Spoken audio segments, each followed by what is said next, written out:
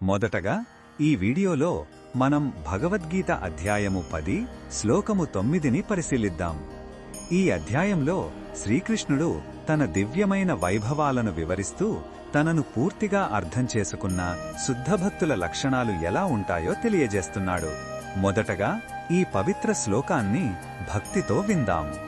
మచ్చిత్తా మద్గత ప్రాణా బోధయంతః పరస్పరం కథయంతశ్చ మానిత్యం తుష్యంతి చ రమంతి చ. ఈ శ్లోకం అర్థమేమిటంటే, నా నిజమైన భక్తులు తమ మనస్సులను పూర్తిగా నాయందే లగ్నం చేస్తారు. వారి ప్రాణాలు, వారి పూర్తి జీవితం నాకే అంకితం చేస్తారు.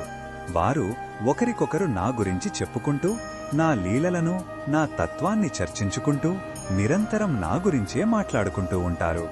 ఇలా చేయడం వల్ల వారు గొప్ప సంతృప్తిని మరియు దివ్యమైన ఆనందాన్ని పొందుతారు. ఈ శ్లోకములో ఉన్న భావం మనకు ఏమి చెప్తుందంటే, నిజమైన ఆనందం భగవంతునితో అనుసంధానంలోనే ఉంది. భౌతిక విషయాల గురించి మాట్లాడటం వల్ల మనకు తాత్కాలిక తృప్తి మాత్రమే లభిస్తుంది. కానీ భగవంతుని గురించిన చర్చలు మన ఆత్మకు శాశ్వతమైన సంతోషాన్ని, ప్రశాంతతను ఇస్తాయి. భక్తులు కలిసి భగవంతుని గురించి మాట్లాడుకోవడం ఒకరికొకరికి శక్తిని, స్ఫూర్తిని ఇస్తుంది. అదే నిజమైన సాంగత్యం.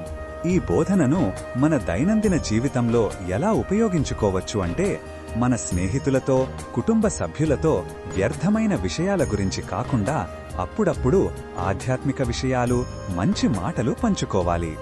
భగవంతుని కథలు వినడం, చదవడం, వాటి గురించి ఇతరులతో చర్చించడం అలవాటు చేసుకోవాలి. ఇలా చేయడం వల్ల మన మనస్సు నిర్మలంగా ఉండి సంబంధాలు బలపడి జీవితంలో నిజమైన సంతృప్తిని పొందగలుగుతాం. మరిన్ని భగవద్గీత శ్లోకాల అర్థాన్ని తెలుసుకోవాలంటే మా తదుపరి వీడియోలను తప్పకుండా చూడండి.